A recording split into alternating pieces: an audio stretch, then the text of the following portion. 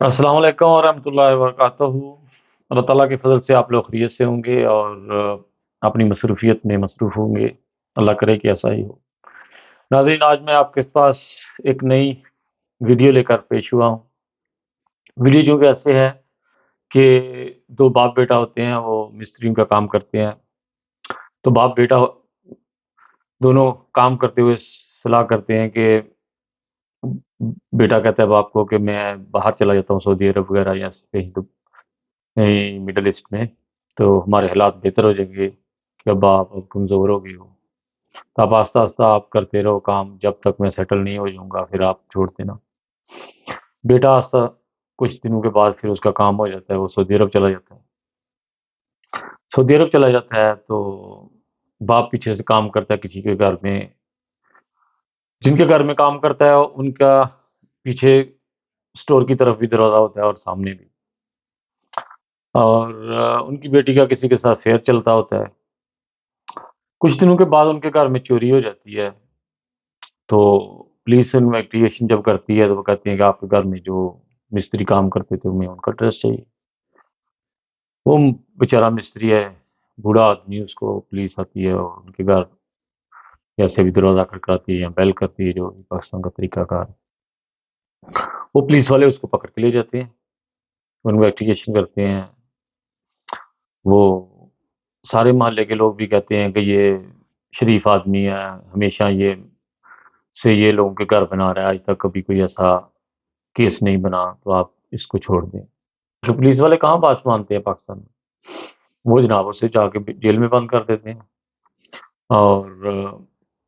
بعد میں وہ لڑکی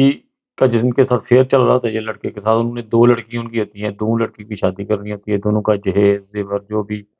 رسمی رواج پاکستان میں کپڑے وغیرہ بنائے ہوتے ہیں، انہوں نے پیچھے سٹور میں ایک جگہ پر کمرے میں سارا سٹور کیا ہوتا ہے سامان۔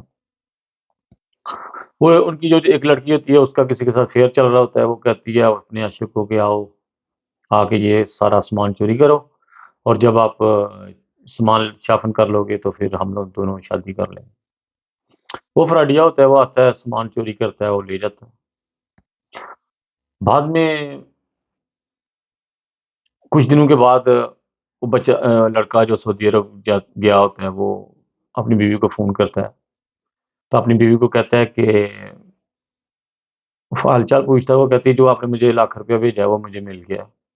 وہ بڑا حیران ہوتا ہے کہ میں نے تو کوئی لاکھ روپیہ نہیں بھیجا، اس کو کہاں سے لاکھ روپیہ آ گیا۔ پھر تھوڑے دن بعد پھر وہ فون کرتا ہے، پھر وہ کہتی ہے آپ نے جو 50 لاکھ روپیہ مجھے بھیجا ہے وہ مجھے مل گیا، میں نے اس کا وہ ایک گھر خرید لیا ہے ایسے۔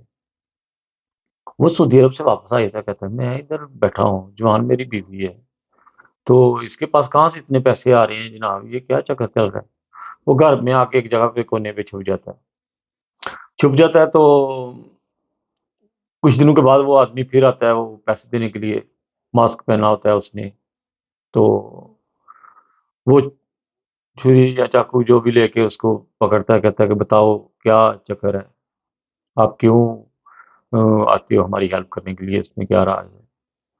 وہ نہیں بتاتا، پھر وہ چھری اس کی گردن پہ رکھتا ہے، کہتا ہے میں نے آپ کی گردن کاٹ دینی ہے، بتاؤ مجھے۔ وہ بتاتا ہے، کہتا ہے کہ مجھے چھوڑو، میں آپ کو بتاتا ہوں۔ وہ بتاتا ہے کہ ایسے آپ کا باپ شریف آدمی تھا، وہ ہمارے گھر میں مستری کا کام کرتا تھا، اس کے ساتھ نجائز ہوا ہے،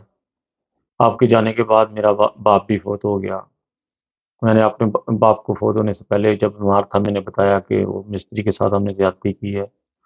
اس نے کہا نہیں، اب ہماری عزت پہ حرف آتا ہے اگر ہم یہ بتائیں، اب راز ہی رہنے دو، غریب آدمی کوئی بات نہیں، تو آپ کا باپ بھی فوت ہو گیا، آپ کی ماں فوت ہو گئی، میرا بھی باپ فوت ہو گیا، تو ایسے یعنی کہ میں اپنی غلطیوں کا ازالہ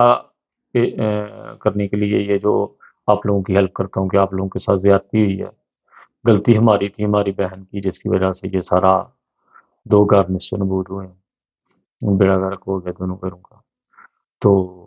میری بہن کا کسی کے ساتھ فیئر چل رہا تھا، اس نے ہمیں بتایا نہیں، وہ جو جہاں پہ اس کی شادی کرنی تھی وہ بھی نہیں ہوئی، اور وہ سارا جہیز بھی دونوں بہنوں کا لے کے میرا باپ بھی فوت ہو گیا۔ تو اب میں آپ کا مرجم ہوں، اگر آپ جو بھی کرنا چاہتے ہیں آپ میرے ساتھ کرو،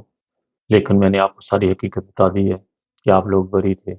آپ کا کوئی قصور نہیں تھا، یہ صرف ہمیں ایک غلط فہمی کی وجہ سے آپ کے باپ کو جو سزا ہوئی ہے۔ اس طرح پاکستان میں یعنی کہ ظلم ہو جاتے ہیں جناب، اس لیے ہمیشہ صبر سے کام لینا چاہیے اور انکوائری کرنی چاہیے، پھر کوئی بھی قدم اٹھانا چاہیے۔ ایسے نہیں یکدم کسی کو بیچارے غریب آدمی کو پھنسا دینا چاہیے۔ اور اس میں ہمیں یہی سبق ملتا ہے کہ ہمیشہ صبر سے اور دیانتمندی سے، دنائی سے، بردباری سے کام کرنا چاہیے۔